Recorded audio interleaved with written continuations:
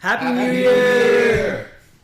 All right, our first episode of the year, guys. I'm excited for this one. We have a special guest too. Before we get into that, let's play our audio intro song. Your booty go ba ba ba. Yeah, I like it like that. Like it like that. She like it like that. She like what? She like it like that. She like it like that. She like it like that. She like what? She like it like that. All right. Catchy. Is it? You like it? Well, let me introduce our guest first. He is a journalist at a reputable news channel. He's also a games writer at a magazine. Movies as well, I think you said. Movies as well. Passively, that's what I remembered. He's verified on Twitter. Damn. And John Cena follows him. Holy so that's a cool fact. It's kind of a high bar, low bar at the same time. Welcome to the show, Clement. Thank you so much for having me. Cheers, bro. And a happy New Year to you. Happy New Year too. Cheers, guys. Cheers. Cheers. And we have our usual suspects here. We're all on coffee right now. Yeah, It's not in the alcohol, afternoon. yeah. We woke up at like 9 a.m. for this. So. We have Anil, Manak, Sid, What up, guys? and Deep. Let's go, guys. Our whole team is here. This one, I'm excited for this one. So, as I said, he's a journalist. The first thing I want to know is your journey. You know, when I really get into that, I know from our research that you were chefing it at first, and now then you switched over to journalism. So, how did that happen? Yeah, it's a little bit of a weird turnaround, right? How does one go from like that workplace to another workplace, Yeah. right? It's a little bit of a loaded question, but I guess it started from when I thought I wasn't really good at anything growing up, so I cracked an egg at some point, and I thought, oh my god, I can do that. So I guess that's the one actionable thing I turned into a career. So I think when I was in high school, that was when I signed up for those hospitality classes, and there was a great guy there, a great teacher there, who kind of took me under his wing because he really wanted to spruce up the cafeteria and like the lunch scene at school, right? So I was kind of learning through all that, and also helping out with a lot of the dishes there, which is how I kind of picked up on a lot of that cooking, right? So a lot of like that gathering, a lot of like just the organizational skills and stuff like that, right? But mainly that. Because I thought I was good at cracking an egg, right? My interest didn't really go into that deep passion of being a part of people's lives with food. At least that's what I told myself, right? So I learned that during like high school for a good 3-4 years, and then after that, when we had to go through that one phase where we had to figure out what we're doing for the rest of our lives, right? We're sitting with a guidance counselor, right? There's a little bit of pressure there, and obviously I barreled from the kitchens to more kitchens. So I studied over at George Brown College, and I did the culinary management program, right? It's 2 years, but it's kind of a way to bring things full circle, right? Yeah. And so after that, I kind of realized, right, that's not what I wanted to do. So at that point, I remember in high school, on my way out, I kind of built a little back door for myself where I took a broadcasting course too. And it's so funny, a lot of these courses that you take in high school, they seem small or niche or a hobby course, but they have a way of burrowing deep into your brain, and you're still consistently thinking about that. So that kind of was my backup, right? And obviously it turned out to be great, and what that broadcasting course was great. It was encouraging.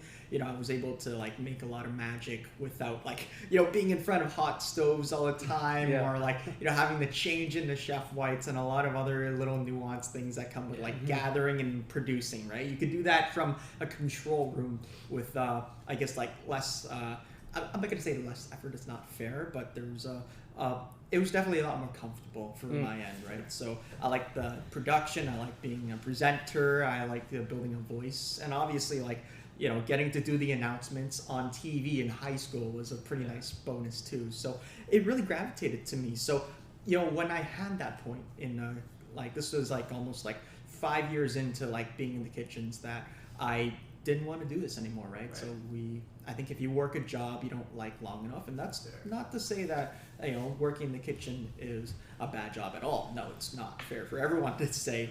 But for me, I kind of hit that point where I'm where do I go from here, right? For the first time, I'm kind of, my foot's out in the open, and I could go anywhere, right? But then I kind of thought, what's the second thing that I might have liked? So, yeah, having been in the kitchens for 5 years, I thought more and more about broadcasting and journalism because there is that kind of similar like gathering type thing, except instead of being in like that metal box of a kitchen, you get to do a lot of your work outside and you get to see the world in your own way. And I was always curious growing up, so I like to live vicariously through people, which is exactly what I do when I meet all sorts of people in my work. So I really gravitated towards that, and so that's where that weird pivot came.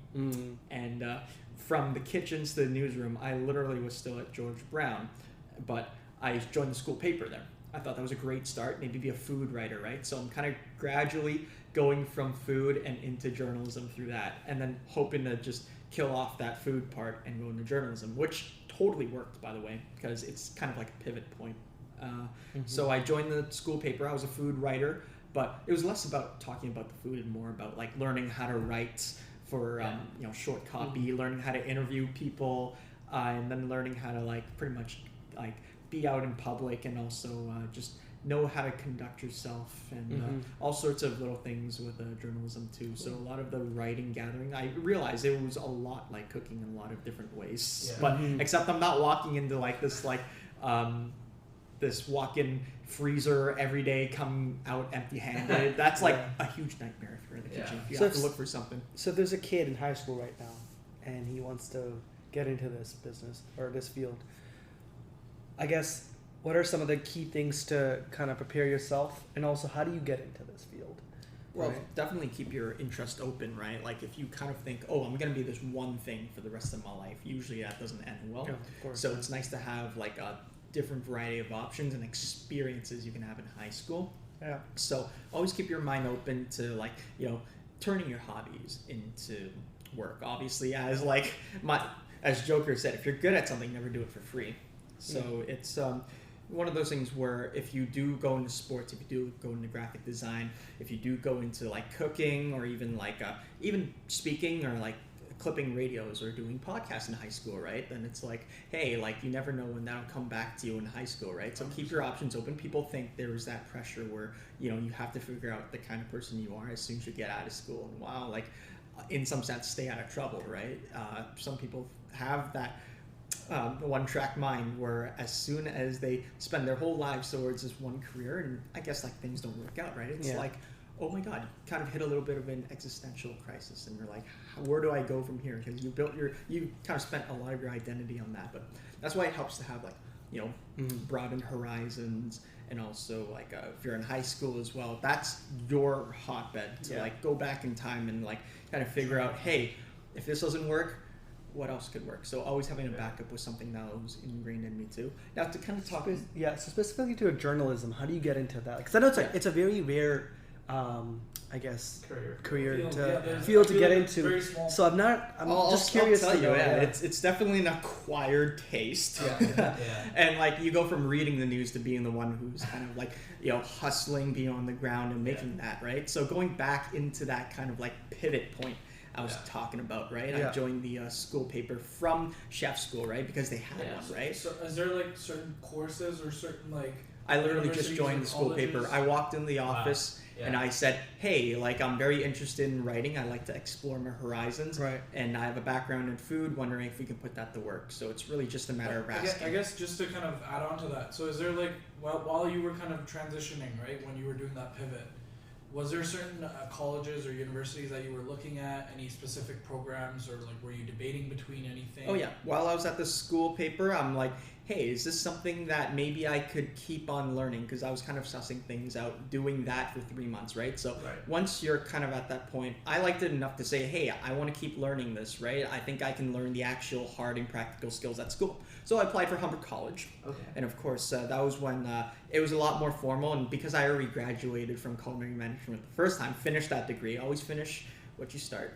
And that was what gave me the very easier into George Brown, from George Brown to Humber. And Humber had that, at the time, it was a relatively new program. It was up for a few years, Bachelor of Journalism, 4 years, and you get like university level credentials. Oh, yeah. So I thought that was my way in from a college background. So go from there.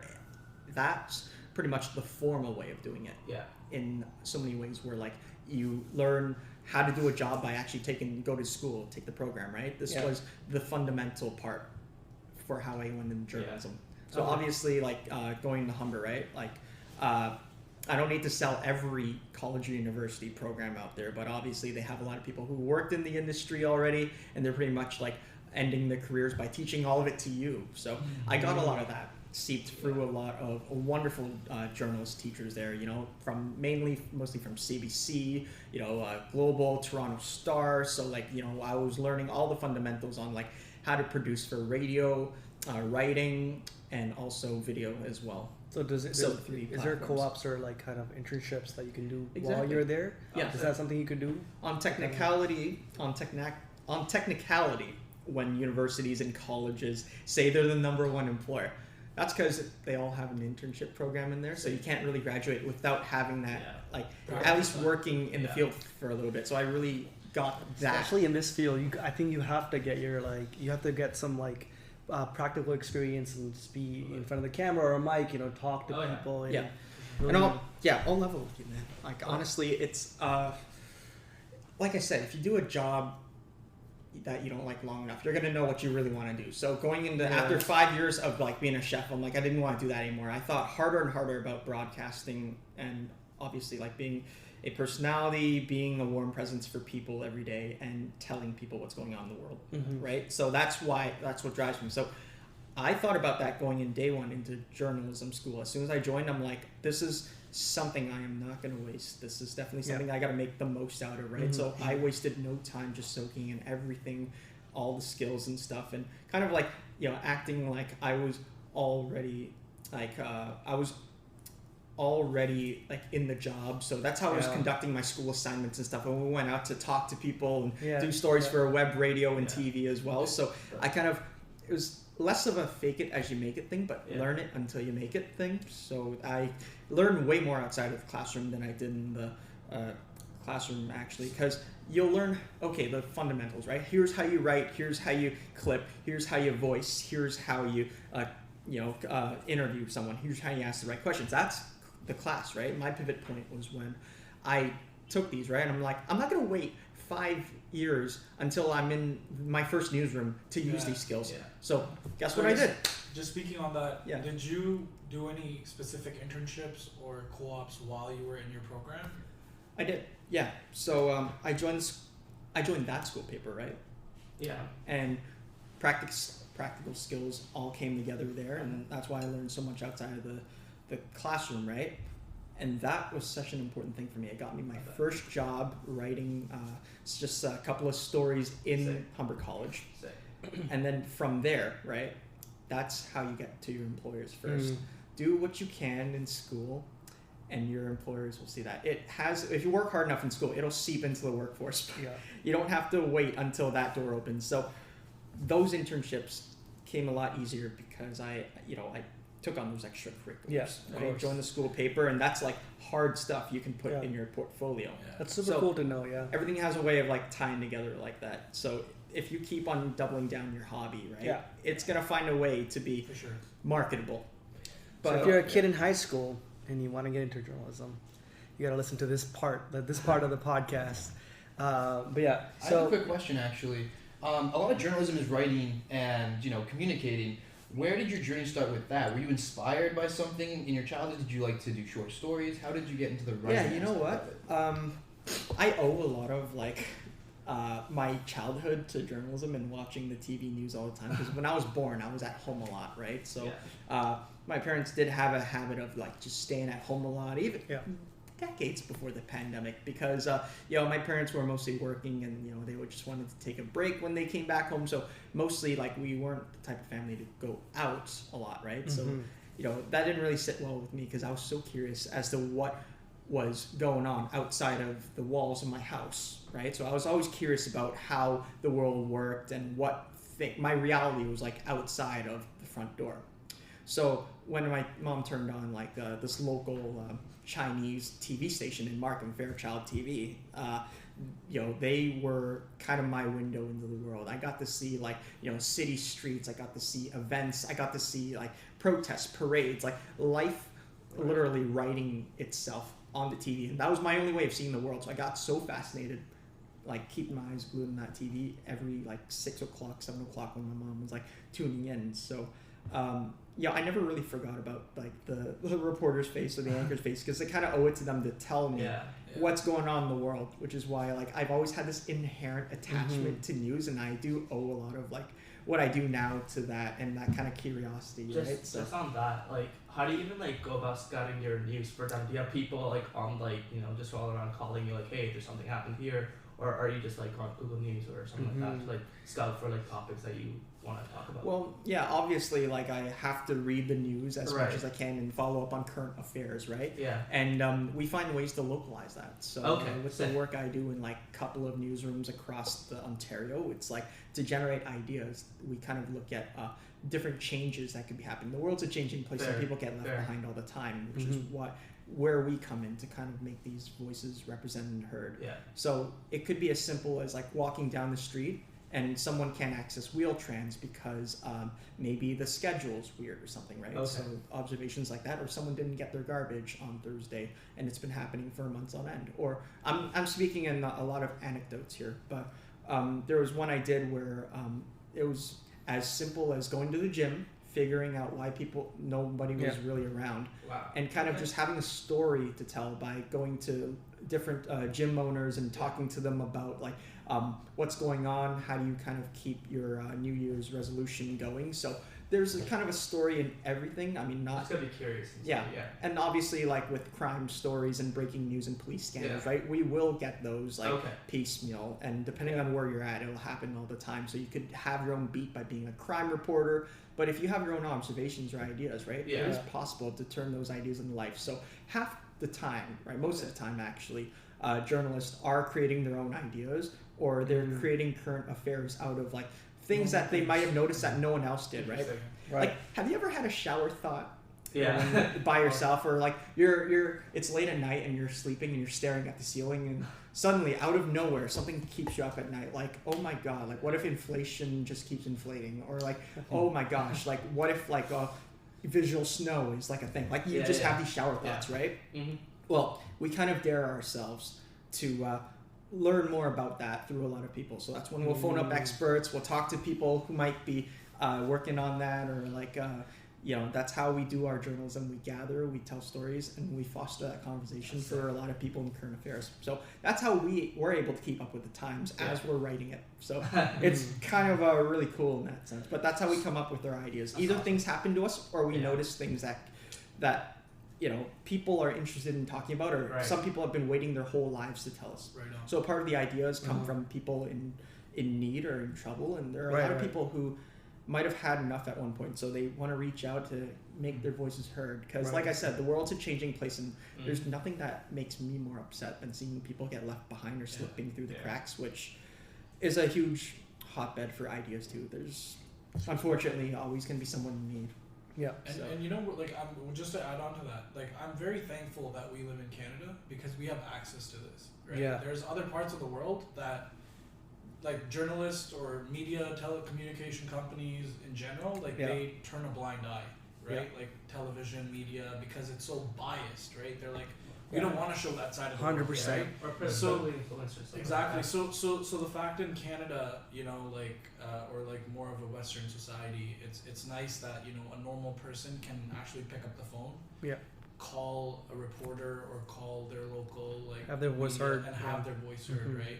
Put a highlight to like what is being shown out there. So I mean, I like to think that society is built up. I know we're going into this, but society's kind of held together by different pillars, right? And I always like to think that journalism and access to free information, public information, and public broadcasting is one of them, because it really does get a chance not only to hold people accountable, but if something's happening outside your window, someone needs to tell you, right? So this is great.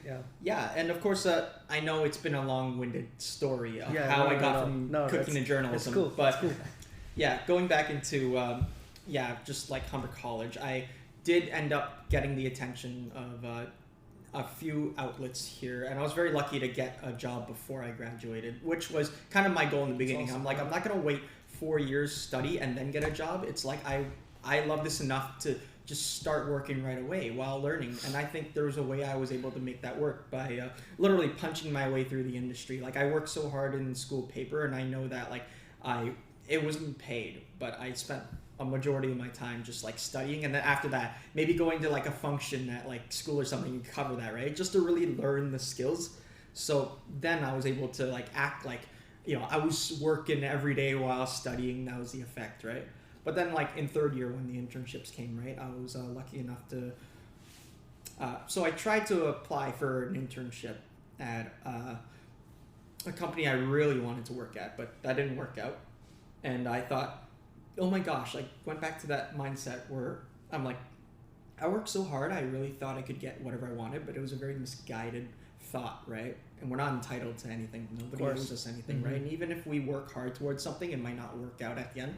But that's also something that really helped me too, because maybe I couldn't join that company I wanted at the time because I wasn't mature enough, right? So I got my maturity somewhere else, and that was when I was able to apply for other newsrooms, right? So I was able to get like 3 newsrooms in my internships. So 680 News was for radio, Global News was for TV, and I was lucky enough to do both radio and TV and learn both of those trades while I was doing my internship, right? And that was when like I really got out there, and a lot of the things I've learned and those hard skills that I've tried to hone like a sharp knife in school really did click with a lot of people in the newsroom. They're like, whenever they were showing me something, right, and I do it, right, they kind of reinforced and validated me. They're like, yeah, that's exactly how you clip a video. That's exactly the right questions you use. Hey, this copy that you wrote, great job. You know, the structure is all there. And it all came from like me wanting to keep those practical skills going before I entered the workforce. So awesome. It's one of those things where if you work hard enough and then you join the workforce, right, it might feel like routine for you. The first day might feel like Tuesday for you. So that was the kind of effect. So in some ways, if you work hard enough, it will work out, right? You might not get the job, but once you do, right, everything will just fall into place. So it did when I ended up, working at like 680 News and Global News, which was a real crash course for both of them, right? And at the end of it, it's like, instead of graduating with like one internship, no, the effect really was, I graduated not just George Brown College, but also Humber with like a handful of like different internships already in the belt. Yeah, and that's huge, right? Because when you are stepping outside of university, those experiences, like you said, like university joining clubs or joining, you know, like the school paper in your case, like that really helps you transition into the real life workforce. It's almost like every opportunity that you do, always think, okay, like in what way is this gonna push me forward? So that's how I kind of went into like the school paper, like all these like side gigs, writing for Humber's magazine, and like all these different newsrooms I joined for internships too. It's like, how does this push me forward? If it doesn't do that, right, then like what else do I gain out of it, right? How is this gonna get to where I want? So for sure. Real means doing that. I like that's in every field now. Like having a co-op or internship experience during school is very key now. Like I know back in the day, people used to aim for bigger names of school, and there are not many schools with like a lot of co-ops back in the day. But now, when like I have a cousin who wanted to get into universities now, like my biggest advice to him was find something that has a co-op internship, right, in your program, because that's gonna help you a lot, right? I think that's like a transition that happened over from at least our generation, right? Where we started looking at that as a really crucial thing to decide what university to go to, right? I think if you look at it from an employer perspective too, right? So there's like so much talent that's out there, right? For sure. And nowadays, like university doesn't even matter. Like you could be going to the most A-list university, but at the end of it, like as a student that's coming out of university, you're competing with thousands of other people, right? So from an employer perspective, you have to understand, like, okay, what makes somebody more unique, right?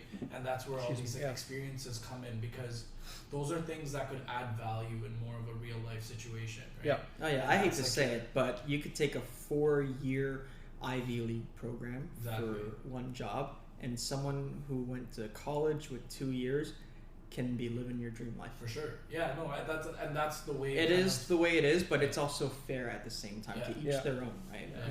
You kind of have to pivot your own way into like, what you want to do as your end goal, and then like you said, right? Like there are certain things that you have to do in order to get to the end. Yeah, and I like to think experience outranks everything. For sure. Right? 100%. Experience outranks credentials Yeah. every time. It's not based on who you are, it's what you can do. Agreed. Mhm. Agreed. Yeah. This section was great. I feel like the listeners got to learn a lot about journalism, how's news made. That was pretty interesting for me, at least, right? So thank you for that. Thank you for breaking it down for us. We have this really cool game for you. It's called Pick Your Poison. So let's get into that. Let's have some fun with that one, okay? All right, I'm ready to go. I've themed it because you do write games and movies as well. So Yeah. this is more based So on in that. my So- long wind of in my years long writing spree from Yeah. school to now and Yeah. going from one newsroom to another to kind of enable that addiction, right? I am also a video games reviewer Yeah. and a film critic for CG Magazine. Okay. So that's pretty much Canada's Yeah. IGN, and it's a wonderful place for Yeah. ideas to kind of come out. So obviously in my spare time I played a lot of video games, right? So I again found a way to factor that in and push my journalism skills forward by literally just writing about video games and being a reviewer. It's been such an adventure. Super cool. Doing that. When did that start? So was it after you started This working- was after I did not get the dream internship. So see? at that point, Something I'm comes out like, of it. oh Yeah. my gosh, exactly. And it's like things have a way of working out. You get more when you think you lost everything. Yeah. But at that point, I'm like, because I didn't get that one big internship, right? It kind of made up for 3 internships basically. So CG Magazine was my third one, and that was kind of a side hobby where I was like, hey, passively, I'll talk about the gripes I've always had with video games. I'll talk about I've wanted to learn how video games are made. I might as well, if I'm curious enough, I will go straight to the source, knock on their door, and say, hey, how does this work? Because I am so curious. That's pretty cool. That drove me across a world of video game I development. feel like that's a dream job for Monic as well. Oh yeah. He's a big gamer too. And Neil, both of you guys are big gamers. You I love feel like games, that man. would be, imagine going to the source and just finding out. You would fucking get horny over that shit. Okay, let's start this game, alright? So pick your poison. First matchup. Lord of the Rings or Harry Potter? Lord of the Rings. Wasted no time there. My rationale was that I wasn't as invested in Harry Potter as other fans. I'm kind of a muggle like that, every pun intended, and there are 7 movies to keep up with, and it's very acquired. It's got center around a lot of children. The stakes really take a while to build up. Lord of the Rings, it's no, here's a ring. You gotta go all the way to this volcano and drop it, and we'll give you 9 hours to do it with all 3 movies. And at the same time, the world almost ends because of that. So I thought that was way more hardcore in terms of the stakes, and I like that journey aspect because at least in Lord of the Rings, there's a clear beginning, middle, and an end through the trilogies, right? Yeah. You kind of follow Frodo and everybody else through that whole process, right? So when you do root for him through everything he goes through, and at the end of it, when he does spoiler alert, throw that ring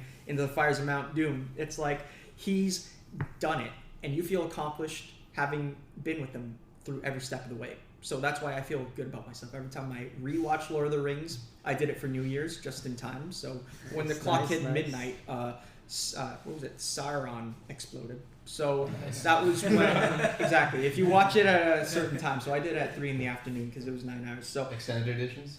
no, just the regular ones. So at the end of that journey, you feel accomplished. Not only did you watch all 9 hours, but you feel like you've won, just like Frodo. So that's something I don't get with Harry Potter. I get it. It's got a lot of obviously magic, nice characters, and a very, very unique universe, right? But it's not the same as Lord of the Rings, where you have every character to root for, and you have this kind of journey. So I just feel better about myself every time I finish that journey. All right, let's go around the room and quickly vote on that one. What do you guys think? Me, personally, Harry Potter over Lord of the Rings. For some of the same reasons, but just for a different property. I just find Harry Potter magical as fuck. I love you say, the journey from them going from what is it? The Shire all the way to Mount Doom. Yeah. I like the journey of them being dumbass little children to becoming the The saviors of the maturity. universe. Yeah, that makes sense too. Yeah, and I really enjoyed that journey. For me as a kid, when I enjoyed it. I have a quick caveat. So that's movies. Have you read the books? No. Okay, then I will not continue that question. Onwards. That's all. Yeah. Let's move on. I think I would agree with Clement here. I think Lord of the Rings was a better series than Harry Potter. Cool. Just as a kid, I loved it. For me, Harry Potter. Only reason because I haven't seen Lord of the Rings, but I agree I'm not judging. If anything, I a plot agree twist. I'm with saying that. I am very jealous of you. A lot of people want that first time feeling of Right, going yes. through all the surprises and Okay, living so vicariously now through I you. think you let us on everything that happened. I'm actually So- intrigued now. I might watch it. We're gonna start. Yeah, but there's a beginning, middle, and end. And at this point, if you haven't seen it, it's kind of like Yeah. it'll hit you like a brick wall. But honestly, like going back to Harry Potter, like I started watching literally like a couple months back, and then I see the appeal for it, but I couldn't really be like a diehard fan. You know what I mean? Like I didn't watch Harry Potter growing up either. So like I watched it like a couple months ago, and then like I was like, okay, like I see the appeal, but I'm not a fan. Like Yeah, you it know what I didn't mean? just really stick. Right? Yeah. It's more magical when you grow up with it. Yeah. Exactly. You see those kids exactly. age with you too. It's like, yeah, I remember when you were a kid. Yeah. I will As a say kid though, too. in like Harry Potter, it's more meaningful when somebody dies, right? In Lord of the Rings, it's like, oh no, this orc gets their head cut off, this hobbit gets their head cut off, everybody gets their head cut off, and that's what kind of keeps you on your toes all the time, because you never know what's going to happen. Yeah. So in a lot of ways, if you like Game of Thrones, right? Yeah, I was gonna You kind of want to condense that down and like have something more, driven in like fantasy with adult stakes, and a lot of people are dying. Right? Perfect. That's not to say Harry Potter doesn't have adult stakes, but it takes a while to get there, right? Yeah. No, Lord of the Rings, you get right to Yes, it, complete yeah. with like a fire demon, right? So it's like that's why I gravitate a lot to the stakes for Lord of the Rings. What about you, D? I would say Harry Potter as well, just because I think it was like I've seen. I don't think I've seen all of the movies in theaters. I think some of them have been a combination of like DVDs and whatnot, but I have seen like probably 3 or 4 out of the 7 or 8 that are out there in theaters. So like you said, right? Like it was kind of during our childhood. Yeah. So it was more like easier to resonate, and like even in school, like there used to be like big hypes over like Harry Potter. I remember like in libraries, like there used to be a wait list for you to like check out like the Harry Potter books, right? Because like they would have like 2 across the entire school, and like there would be like, I don't know, whatever, 200-300 kids, and they all wanted to like read it, right? So Yeah, you were older with every installment too, so you kind of grew up like Harry in a lot of ways. I don't know. But how about you? Oh, you know my answer. I have to say Harry Potter. My girlfriend will kill me if I Yeah, do. you do. Oh, these guys all know. Oh, she's crazy about Harry Potter. So I'm gonna say that. So, but there's a part of you want to say Lord of the Rings. Let's not get there, bro. I don't want to get this one. I'm sure if you were tied to a chair, having to watch all 3 movies, you wouldn't think it's like the worst form of torture there is. Yeah. I'm just gonna stick to Harry Potter, guys. I don't want to get in trouble. All right, let's move on to the next. Star Wars or Marvel Universe? Star Wars. Star Wars. I wasted no time with this because, there's a weird story to this, like all things. And I've been watching Star Wars since I was like 3 years old. So that was when we had the VHS tapes. My dad collected a lot. So we had that VHS player in the house I was growing up in. So because my dad had to go to work, and I loved him so much that I was willing to cling onto his legs and not let him leave, right? And this was 3-year-old me getting really attached to my dad. So every time he left for work, right, it was hard for him to get out, or he was almost late for work because I kept stalling him, or like I'm just crying profusely, like, Dad, don't go yet, right? So his way of distracting me was actually getting the Star Wars VHS tapes, right? The original ones, unedited, New Hope, Empire Strikes Back, Return of the Jedi, right? And he would just play them on rotation to distract me while he kind of slipped away to work. So for me, that's where I fell in love with like the Star Wars universe. Because like I said before, I was already in that process where I didn't know what reality was like outside home. So like I was living vicariously through the TV. So that was when Star Wars really basked me into like the wider galaxy, meeting all sorts of weird characters that have a story of their own, or a lunchbox of their own, or a Reddit fan group of their own. Right. And then that was when there was those elements of fantasy, war, action. It checked all the right boxes for me as an entertainment package. The lightsabers just kept my eyes glued to the screen like a moth to a flame. Yeah. And that's why, like, on all 3, right, you do go through like Luke's journey and stuff like that. So I really like that, me developing with him, right? So I was caught in a galaxy far, far away. a long time ago, and I've been following up on all the shows, all the games, all the media. I can name all the lightsaber fights in order. You could show me all the lightsaber, like hundreds of lightsaber fights that have happened in the franchise, and I can reorder them like a madman. Wow. What's the best franchise lightsabers fight? So my latest obsession is Obi-Wan versus Darth Vader in the series. Okay. When they finally do it, it felt What like series? The Obi-Wan Kenobi series that came out last year. So that was like a UFC fight in the making, a fight of the century, and I was all about it. And fun fact, I interviewed the director for that. Oh, no way. Yeah. So, and then, the other best fight would be Darth Maul versus Qui-Gon Jinn and Obi-Wan Kenobi, because when that happened, not only the soundtrack, but the guy had a double-ended lightsaber, and he was going all out on them, but still, he got his ass whooped by a Padawan. So that says a lot. Next up would be Obi-Wan versus Anakin Skywalker, Episode 3 on Mustafar. Awesome. Right? When they're fighting on the lava planet. I'm sure people know it. And it was really heartbreaking because, like, that's like, you pretty much have to kill your own son. It's like, oh my god, that's incredible. So, those are the handful of ones, but they're mostly in the prequel sides, right? The prequel sides really did the lightsaber fights. They did, and that's what kind of kept you going. If anything, you could call them martial arts movies. Yeah, with a lot of politics. So they had a lot of that too. Yeah. And I was obsessed enough to go to Galaxy's Edge this year when I did a trip to LA, and so that was when one of the best things. As soon as I found out Star Wars Galaxy's Edge existed now, a little bit of background. This is a section of Disneyland, all right, that is pretty much like Star Wars land. You're in a different planet called Batu. You can drink alien concoctions at the pubs. You can build a lightsaber. You can drive the Millennium Falcon. Every checklist that you want to do, live through the movies, you can do it over there. So as soon as I found that existed, I'm like, nope, like no other destination in my mind, like final destination in my mind matters, except I need to get myself there right now. Like I need to fly on this planet, take whatever shuttle is available and just go, right? So, I what is it called so again? happy. It's Star Wars Galaxy's Edge. So I was so happy enough. So that says a lot about how much of a Star Wars geek I am. Yeah. Let's quickly go around the table and just on this, pick your poison. Okay, so for me, it's 100% the MCU. I love Star Wars. I have a very similar relationship with it growing up, but the MCU, and I'm specifically talking about the Infinity Saga. I'm still waiting on the new stuff, but like those 22, 23-ish movies, Avengers came out, I rewatched it. Age of Ultron came out, I rewatched it. Civil War came out, I rewatched it. I've rewatched them all, 22-ish movies, at least each of them, maybe at least 3 times, all the way through. Some of them I've seen like 10 plus. That shit is just crack for me. It's so good. So I will watch the Infinity Saga again from beginning to end right now. If you put me in front of a TV, tie me to a chair, no complaints. But yeah. I'll agree with Neil. I like the MCU more. I love Star Wars as a kid as well. I had like a lightsaber, used to go around with that, but I haven't really kept up with the new stuff. And versus Marvel, where I'm keeping up with everything. So I would say Marvel. Okay.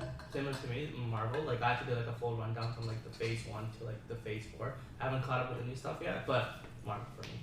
Yeah, same thing. I think MCU series all the way. I'm not big into Star Wars, although I did see one movie, but I had no idea of like what context was going on. So yeah, it's very acquired, right? In the Star Wars movies, you got to remember the original trilogy came out through like the 60s.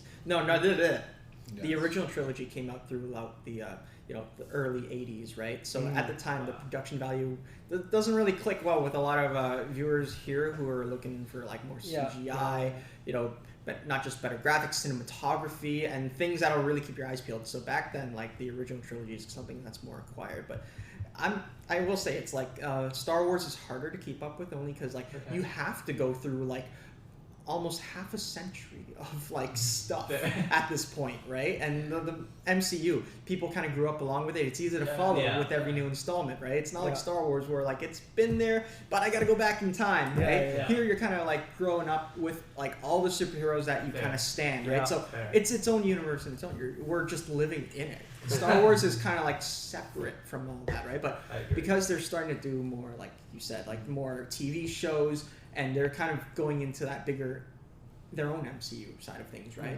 It's kind of harder to keep up with too, because you again have to go through that hurdle of like traveling back in time, watching like episodes 4, 5, 6, and then before you get caught up. MCU, it's like you already know because you like were breathing every moment of it. Wait, I have a last Star Wars quick question. If you had to do a full 9-episode rewatch, what's your order? Okay, well, we are going with the machete order here, ladies and gentlemen. So the machete order, instead of watching it 1, 2, 3, 4, 5, 6, 7, 8, 9, right? No, there's a certain plot to it. I'm not going to go into it, but it's like you start off with 1, 2, 3, right? Mm-hmm. I'll throw in Rogue One in there because it's Rogue really One's good. sick. I'll throw in Rogue One in there. It's worthy. And then, so I'll throw in, just episodes 1, 2, 3, right? Actually, no. Let's rewind a little bit. The machete order is basically a more narrative way of doing Star Wars. So you start with the original trilogy, right? You're dropped into this galaxy that's like taken over. You don't know what's going on, right? There's so many things being thrown at you, right? 4, 5, 6. So then after you go through that, right? So you watch episode 4, then you watch episode 5, right? And when that plot twist happens, for a lot of people who haven't seen Star Wars, when that big plot twist happens, right? That's when you kind of go back. It's like, now you got to figure out what happened. Why did the universe get so screwed up? 1, 2, 3, explain that. So then you watch episode 4, 5, then you go 1, 2, 3, right? Now you're like all caught up with the events. Like it's kind of like the prequel trilogies are a big flashback, and you're finally getting into that. So now you're full circle. You're ready for episode 6, pretty much the last episode at the time, right? You're like, now I understand. Now we're ready to go to the last step where like the galaxy gets saved and stuff. So you watch episode 6. Right, and that's pretty much the end of the original trilogy and the prequel trilogy, right? You did it in a way where it's like you realize how messed up things were, you understand how messed up things were, right? Narratively, it's just way more exciting, like a flashback type. Everyone loves a good flashback. So then you kind of you're like Luke, right? Now you understand. You're going through the final step with him in episode 6. Galaxy gets saved. Spoiler alert. And then that's when you do the sequel trilogy, right? Like totally leave that kind of world behind for a little bit. And you start fresh. So Force Awakens, episode 7, Last Jedi, episode 8, and then Rise of Skywalker, episode 9. So it's like, it's a very clean way of doing it, but you'll remember it a lot better. It's an interesting order. It's very unconventional. That's the machete way of doing it. What about you, Obi? MCU for me as well. Yeah. I don't know, just both of them, I did tip my toes in both of them, but not like crazy. Like I haven't watched all of it, both sides, so I would say MCU for me at least. Next one, The Office or Friends? Ooh, I'll have to say The Office. I mean, these are both niche shows too. I personally haven't seen Friends, right? And that's completely fine, right? It's an acquired thing. It's dated. It's almost 30 years old now since the first episode. But I did grow up with like chunks of The Office when it was like airing on TV. So there's that. And the inside jokes are just way more chaotic too. Like everyone's so passive aggressive at The Office. I love Dwight because he is just like on a whole other level, right? And it's funny, like underneath all the professional shades in every different episode, you'll see like the weirdest sides of each of the cast, right? And like the show has a way of bringing out like just how great the workplace comedy can be. I'm pretty sure it like helped like pioneer the franchise too. So, and like Steve Carell is like a national treasure. He absolutely knows how to run an office. Bro, so his I feel like a lot of bosses stand him. His expressions, the stuff he says, like his timing is just impeccable. Yeah, it's amazing. And that's literally what makes the show. Like I remember, I think towards the end, like they had a disagreement where I think The Office went on NBC, and then there was some contract issues. So I think he wasn't there for like the last season or last 2 seasons. Yeah. So like you could kind of see and like kind of tell the tone where it kind of like dies down a little bit right before from like seasons 1 to 5. But it was nice that they brought him back for like the finale or whatnot. But they had to. They had to. Yeah, exactly. Yes, Michael. Yeah, his timing was amazing. Yeah, dude, it was just next level. Yeah. Now my favorite bits, I will have to say, are like Asian Jim, right? Gaslighting Dwight. There was that was good. The toast, I think the burnt toast in the oven, and everyone thought there was a wow. fire. And everyone was absolutely freaking out. Like Michael was like, everyone calm down, and then he just runs out the door. And then there's another one where Dwight was hiding weapons all over the office. Dwight is and every time he uncovers one, he just like, he's unapologetic about it. And that was the greatest thing ever. So Those are, and Threat Level Midnight is my favorite action movie of all time. So like we had like like Michael Scott trying to be like James Bond, and he films like the cringiest like 20-minute thing, which is the full thing's on YouTube. If you want to waste 20 minutes of your life, go watch that. But that was when I think Jim was also Golden Face, so like he was sitting there with a gun, and guess what? Years later, he's Jack Ryan now. Nothing was the same ever since Jim left The Office. Yeah. What about you, Neil? Me, definitely The Office. I mean, there's so much I could say. I'm gonna plug our sitcom episode because if you really want to get into it, we kind of fight a bit about it there. Yeah. But I love The Office. Friends it had its time, it had its place. I think I've moved past it. I loved it when I watched it. I don't regret ever watching it, but The Office, in my opinion, is just better. I completely agree. I love The Office. No, I would say Friends. Hold up.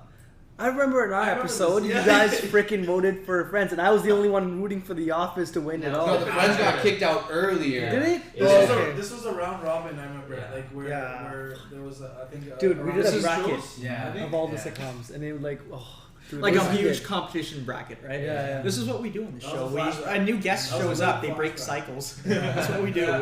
We just broke the Friends cycle for The Office.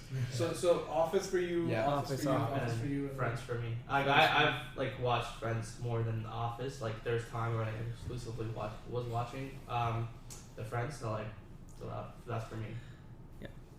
Office for me. By the time I got into Friends, I think they took it off Netflix. So unfortunately, I didn't get to watch that. The Office, But The Office for sure, hands down, man. Like that's Super probably one funny. of the most greatest shows. Dude, you know what's more funny? There's like an Indian version of it too. Yeah. There's Oh like I've seen that. Yeah. It's hilarious. They're just basically it's the same script, everything. It's just the characters are more. It's more just like all it's these more- bozos yeah. living together are kind of just hanging out. yeah. Like, more of But a nuance in it. but it was Like the way they dress up, like it's their similar, appearance the is behavior very, and very stuff like similar. that too. So Like it's fun. really over. Are we talking over the top? Yeah. Yeah. But Yeah, like, they're that's still what it- playing the same characters Yeah, though. yeah. So like, it's that's like really for instance, like Dwight, like it'll be in the same getup, like the glasses, like pretty much everything is like very similar. Yeah. okay. Next one: Fast and Furious or Mission Impossible? Ooh, now that is a tricky one, but I'm a big Tom Cruise fan only because Ooh, he's tough committed. I respect. Yeah. I respect a 50-year-old man who does his own stunts and thinks about the audience first in every shot of the camera. So I respect the guy who loves cinema enough to save it during the pandemic, which is why I think like he has a real way of like making sure like the person sitting in the theater room has a good time. So I like a guy who's committed like that. So that's why the Mission Impossible movies have that value, because everything is meaningful. Every punch has a meaning. Every like stunt has a meaning. Obviously, this guy puts his life on the line for it. And it's less, people are smarter now going into these movies thinking it's less about the plot and more about what this madman does for 100%. entertainment, right? Oh, yeah. And that's something you don't get out of the Fast and Furious movies, where like they got cars, they got family, they got a lot of people, right? And I do dig this franchise, right? But that authenticity of Mission Impossible throughout every action scene just makes everything like the real stakes kind of like mix in with like the movie stakes, and that's why it really does live up to its name. Like the production value just absolutely like blows my mind. Like it's like the action movie, Yeah. the definitive set of action movies. At least like up until like 4, 5, 6, and then now like we're going. Which one's your 7. favorite? I would say it's a little bit of a slippery slope, but Ghost Protocol has to be my favorite one. Only because like they're on the run and like they not only are they on the run, but they do a lot more with less in that one. In like 5 and 6, right? Like they got all these like fast cars, they got more gadgets. They can get the job done, right? But the stunt of like climbing the Burj Khalifa. Absolutely slipped off my mind. And when he looks behind him, and I was lucky enough to see this in IMAX, where like we're over his shoulder, he turns around, there's like that giant sandstorm coming at you. That was such a great action set piece. And then afterwards, they have a whole chase throughout like Dubai, which was probably one of my favorite things. And just one of my favorite stunts from that movie. Like just Ghost Protocol has to be up there. Oh, cool. Let's go All around right, the table. so Mission Impossible v Fast and Furious. Okay, for me, I love Fast and Furious up until like Fast 5, and I don't give a I agree. fuck. I agree. I don't care at all after that. I was gonna say, yeah, I I agree with that. And Mission Impossible is just consistently good all the way through, in my opinion. When you see the action Madman, I like the plots. I like how they do have some self-referential callbacks, and if you watch them beginning to end, there is some nice tie-in to each other, and the characters are so good. I just find Mission Impossible to be so much better all the way through. Also, everyone in Fast and Furious can't fucking die anymore, so who cares? Like, they just start chucking him into space, put him in submarines. You think he's dead? He fell down in a construction building? No, he's alive. How? Shows up at the family barbecue. I can't fuck with that anymore. I'm done. I agree with Neil.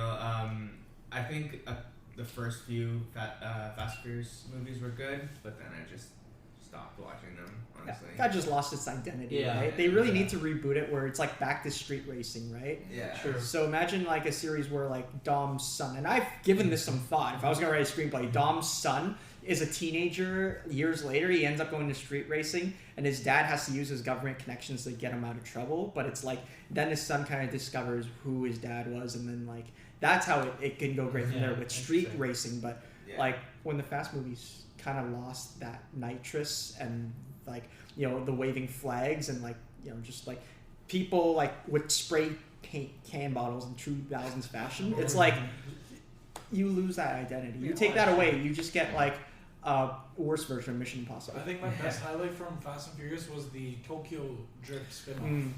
I love Tokyo. That like the way they like portrayed him coming back, like that whole thing, that was like pretty cool to see, and how that movie came out before some of the other ones, right? So like they were pretty, like they were thinking in advance, because Tokyo, like, because it was a spin-off, right? Like where that movie didn't have anything to do with kind of like the main characters, right? So people were like just left guessing on like what's really happening, like who is this person, like what does he bring to like the I'm sure a lot of people years later got closure on that, right? Imagine in the theater room, you're like, needed. The past like 10 years I was led to believe, but it's all a lie now. So that retcon was really nice. Yeah, like some of everybody, Mission Impossible. I've seen like I'm a huge Tom Cruise fan. Like I've watched all these movies back to back. Nice. Yeah. So. Yeah, same with me. Same here. I think, yeah, I think that's a easy pick. I think Fast and Furious was to be cool in high school. Like when I was in high that's school. what I'm saying. Yeah. Up until like Fast 5, Fast lost 6, the touch that was for it. sure. And after that, it was just. But Mission Impossible has been consistently good, and it's like you never come out People disappointed. go nice for Tom storyline Cruise, to it, who arguably is immortal and drinks the blood of like people. But yeah. Whoa. He's a Scientologist. What? You don't know what the fuck's going on there. But do you guys remember the time like or high school or middle school they used like the Mission Impossible like the title song to run into the hallways in the to run morning. the hallways, Yeah. all Otherwise, in you'd the have to morning, pay a fine or something. that's all there. Yeah. Random question: have you guys ever watched the original Mission Impossible? Like it's Yeah. based on an Like old the school series, TV right? show that's from like Yeah. the 80s. Yeah. That my dad was obsessed with that. He had like 6 seasons of it. I grew up watching that old school shit. Yeah. If you guys like Mission Impossible, go back and watch some of this old crap. Like Damn. it's ridiculous. Got to see how these old guys did it, Show they how were it's done. badass. Show Tom Cruise how it's done. Some of those episodes, you're like Tom Cruise ain't got nothing on his What was it? fuckers. That's it. Oh man, that soundtrack. That's my dad's ringtone. I Every time he hate gets it. a new phone, I he hate it makes now me 'cause, load it like, up. Like that was our time to run to our Run, yeah, class. Like legit. it was like Like but, Tom Cruise, complete with like hand chopping. It's the same thing as like putting your favorite song as your alarm. Like you will eventually start hating it. So it's like the same thing as that. But okay, next one: Interstellar or Inception? Inception. Okay. Because it's more believable than Interstellar. And I did write a very long opinion on that, how Leo, I think, was still dreaming at the end when he saw his kids. Yeah. Oh yeah. That totem started to wobble, but I like to think that he's still dreaming, only because when you do, I think he just went deeper into his dream when him and Sato decided to like kind of off themselves again, right? But we know like when you die, right, you don't really come back, right? If you're in limbo and you take yourself out, you only go into like super limbo, which is what I argue, right? But it's got a brilliant idea, and the idea of how they do dreams within a dream was so well thought out and organized that you weren't lost through any of it. It made complete sense, right? They took you, it was just so immersive, right? Yeah. You were taken with them every step of the way. It really did make you question whether or not like they were still dreaming at the end or if they weren't. And it's obviously it's got like a good enough amount of action, and like the cast was like equally good too. So they handle it in a way where it's like you're able to keep up with this and go into like this rabbit hole, right? Interstellar had that sense of awe, had that sense of space, had that sense of like stakes, right? That trippy part where the guy was on Matthew McConaughey was on the planet for an hour, and like he it turns out like he was there for like decades, right? It was really depressing, but it's like Inception. It's just absolutely balls to the walls, just action and going into like one thing after another. It's such an entertaining movie. I think my favorite part is like the ending. Oh, that ending is amazing for that movie. Where they're all kicking through the dude, layers. It's so and like good. the ship is like, you know, the water's like coming, the ship turns like it's like the car dropping at the end, the time everything's aspect of happening it within that moment, and dream and then time concept together. Oh, that tied in just like it was amazing. And Inception is now a household term. Add Inception at the end of everything. Inception. Yeah, my answer is Interstellar. I love Inception. I've watched it more than Interstellar. Yeah. But Interstellar sparked like this real interest in space travel for me, where I started like getting down the rabbit hole of like astrophysics and black holes and stuff. And I find it a very good contained story where it doesn't have that ending with the totem where it's up to interpretation. It's not like ambiguous. You're not gonna like drive yourself crazy for the next decade. Exactly, and it does piece together so beautifully at the end if you follow it through all the way. But has those elements that his newer movies like Tenet still do, where it's like I still have to go back and watch this and piece this back to this to fully understand what happened. Yeah, so that's my pick for Interstellar. Cool. I would say Inception for me, and I kind of like that when I first watched it. I was a kid. I didn't understand most of it. But whenever I go back, I start to understand more. Yeah, that's me too. It just really makes enjoy more that. sense. Yeah, the older that's you the watch beauty it. about it. Yeah, more of a similar reason to Monic, like Inception for me as well. Yeah, same thing. I think at first I had no idea what was going on. And the more you watch, and then you're like, oh, okay. Like, Honestly, stuff the starts biggest making thing is like sense, I'm just every time I watch, I'm like, how did they write this? Yeah. There's so much depth into Yeah. it. Like every time you watch it, there's a new thing that you find. They probably had like a Venn diagram and then started connecting the dots, and Yeah. the whole like storyboard just became like every madman's like dream. Yeah. I'm gonna watch Inception today now. I feel like it too. All right, next one. Cool. So let's switch things up. Enough movies and shows. PC or console? PC. Yeah, PC. It's universal architecture, backwards compatibility, because you can play all sorts of PC games from the beginning of time, right? The platform is pretty much like you can plug in a controller, and that thing is already an Xbox, right? Yeah. It's upgradable, it's future-proof, so that means if one part's broken, you can replace it yourself and like just keep going up the tree from there, right? And PC pushes a lot more graphical power, and it's just pretty much in a lot of ways. It's not limited by like performance, right? Because you're the one making your own performance. So you can make a game look as good and run as good as you want. And I like that kind of freedom with PC. Nice. Like the idea of a machine that can do your taxes, get you a job, get you marriage, arguably even, and you play video games at the same time, all in one console that changes your life, right? And the console, it's really just like, its sole purpose is to play video games, but at the same time, it's kind of locked in performance-wise, right? That console needs to stand up the test of time for 10 years, right? Well, that's what we call a console life cycle in our game magazine terms. So like the PS5, right? It's the latest and greatest right now, but you won't be saying that in the next 10 years. Yeah. And that thing will just like keep, it'll just have to keep up with a lot of the games that want to be running better and faster, which is why some games like Cyberpunk ran amazing on the PC while it had such a hard time on consoles where most people were playing. So Cyberpunk, I think, was a great game because it worked for me on computer. So that's more reason to get a computer as well. By the way, the Sony PS5 shortage is now over. So. Yeah. Oh, yes. Yeah, I saw that. It's a great time to be a PS5 fan, and not just when it was first like announced. Like, what was it already 2 years ago? Yeah. So That's crazy. I remember a time when like getting a PS5 was like the most clutch thing you could do. But now the idea it's just walking into a store and picking one up has been something that people have been waiting a long time for. If anything, this is where the console life cycle starts, right? Because if you're trying to appeal to a mass-wide audience, right, and you want to sell PS5s, right, and like you can't really sell any for 2 years, right? Then like that means like you're gonna have to keep that thing going for a lot longer before you introduce the PS6 because it was kind of set back, right? Yeah. Like you want everyone to experience the next gen thing, right? But if only like a select number of people can do it, it's like 2 years in, and now the shortage is over. It's like now Sony is kind of like, okay, now we're gonna introduce the PS5 for real this time because now everyone can get their hands on one. What about you, Neil? My answer is console. I grew up on consoles. I love consoles. As much as you can do with a PC, I hate troubleshooting games. I just want to fucking press a button, play a game, and I want to play a game like this. You know? I don't want to sit at a computer and be mouse and focused and keyboard. alerts. Especially as I work a desk job, like the idea of sitting in my chair longer to play a game, nah, out. Consoles for life. I know your answer. I've done both. I used to love console, but I think it would be PC for me yeah. now. I just think you have so many more options. You can get an emulator on PC if you want to play old games. And just like Clement said, you can play every game that's come out on PC. You're a big PC guy now. Yeah, Seeing that for sure. Yeah, and to kind of blow your mind a little bit, right?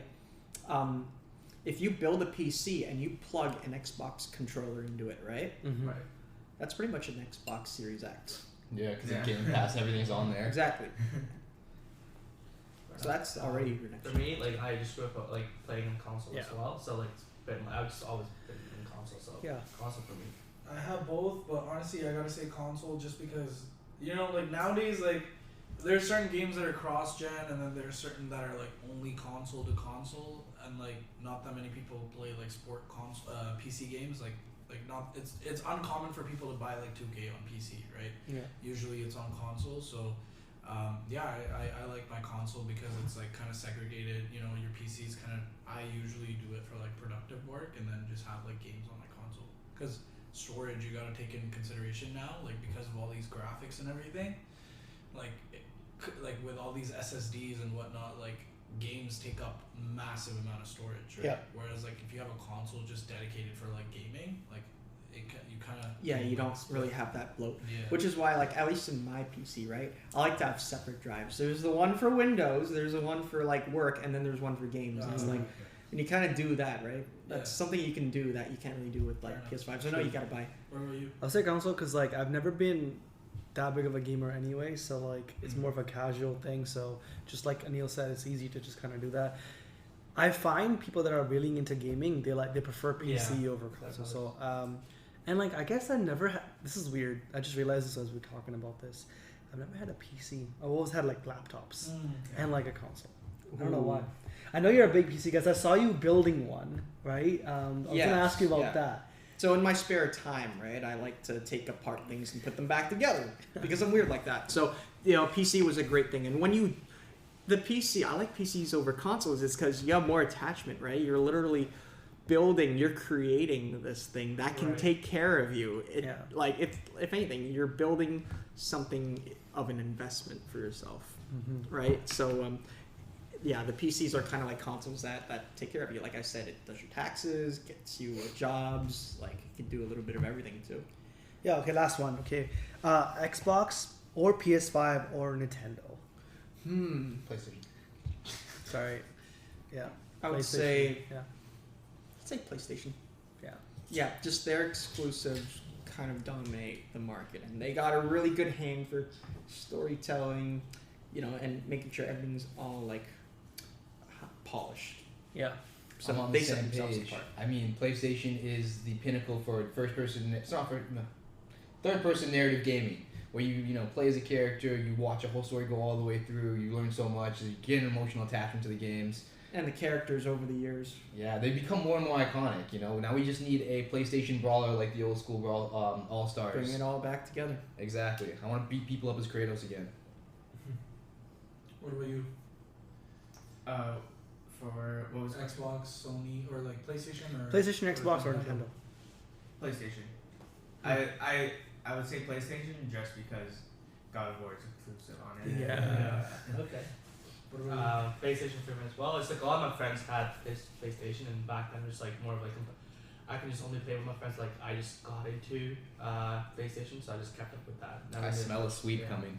So I'm gonna be a little bit different. Oh. I'm gonna say Nintendo. Oh wow. Because so my first console, like I had a choice, right? It was either the PS2 or the Xbox, but I chose Game Boy. And the reason behind that was portability. Yeah. Because like, what if my parents are watching the TV? Like, I still want to play. Or what if we're going somewhere? I still want to play, right? So that's my only concern, right? Like I should be able to play whenever I want. You know. You've like, probably been waiting for a console So- like the so- Switch. So my first was actually the Game Boy. I ended up getting like Pokemon and like FIFA and all that, like playing on like the small like Game Boy Advance. And then I even got like the Nintendo Wii that came out. Like that was also like like an era as well. I remember that. I never got the Switch unfortunately, but it was nice. But now obviously like as times change, graphics get better, blah blah blah blah blah. I'm a huge Sony guy as well, but it all started with Nintendo, so I gotta give credit where it's due. All right, PlayStation for me as well. I just find that I remember in high school, like money being like the subscription for Xbox, you have to pay money to like play online and stuff like that. That was like the game, like that was like the decider for me. Okay, I'm gonna go with PlayStation. I remember I had a PS4, I believe we got PS3 and then PS4 and then a PS5 now. So yeah, PlayStation You grew up for with me the is- generations, right? Legit. Yeah, I'm biased because like I played like PS2, PS3, PS4, just like everyone else, Yeah. right? But it's those exclusives that like go into the next console. You grow up with these characters that you love, Yeah. right? So Ratchet and Clank, huge bias. I saw him go from pixelated to like looking like he's from a Pixar movie. So that really says a lot about the attachment. Yeah.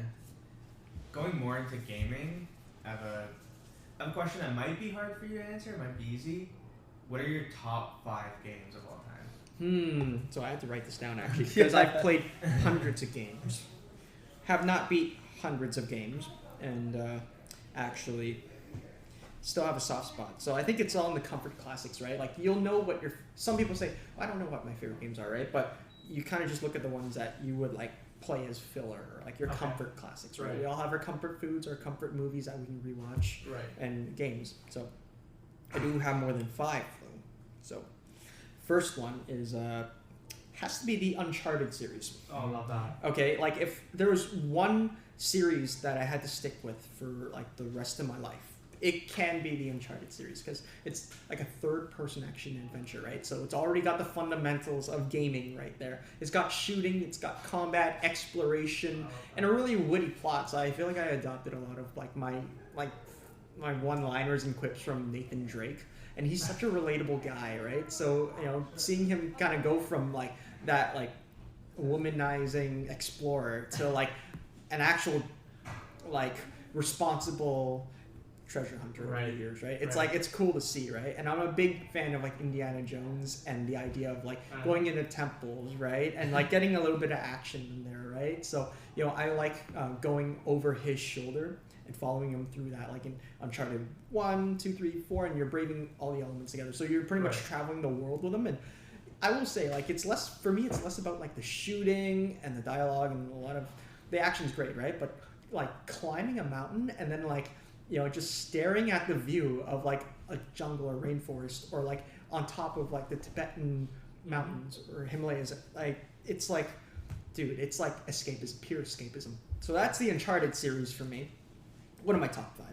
Resident Evil 2 Remake is a game I will play like 10 times and then never get bored of it. Like I can beat it in one sitting, and I like it's one of those games I always turn back to, right? Because it was my gateway into one of my gateways into survival horror. Okay.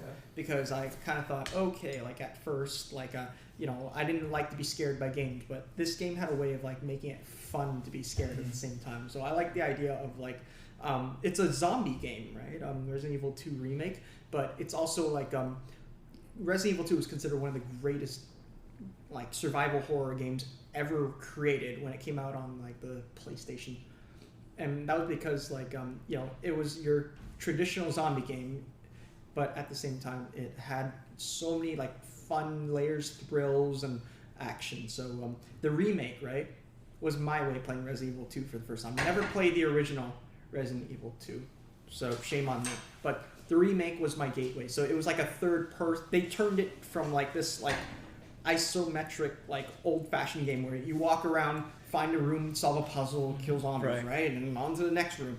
To this like third-person game where like it is dark, shady. You never know if like a zombie's gonna come up and follow you and bite you from behind, or like you never know what kind of lurks in every corner. So that's a great game, and you can beat it in like 4 hours. And like there's different campaigns, but like they serve it in like bite-sized pieces, and it just looks like a wonderful game. So like it's a great game I love to go back to if I want to get scared and you know, make my trigger finger happy too.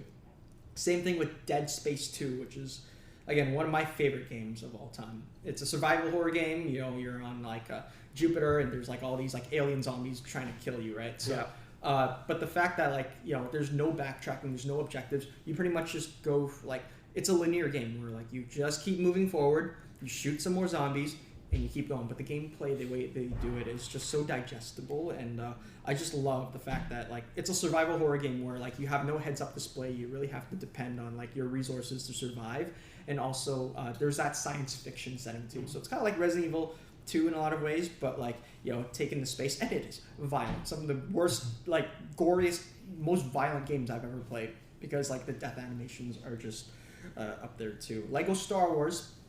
Again, another comfort of mine. All right, one of my favorite games, because not only do I get to live through a lot of the movies that I wanted to, right? But I've always imagined, you know, what's it like throwing Darth Vader into like episode 3, or like what's it like getting to play through the movies in the way I want it. So it's got a way of making you like play through all the movies if you want, right? But then you can always go back into those levels, right? Those different sections of your favorite scenes from the movie and play it your own way, right? So you can bring in different characters, you know, and you can relive through those moments. So it's a huge, when it came out on the PS2, I was playing the living crap out of that.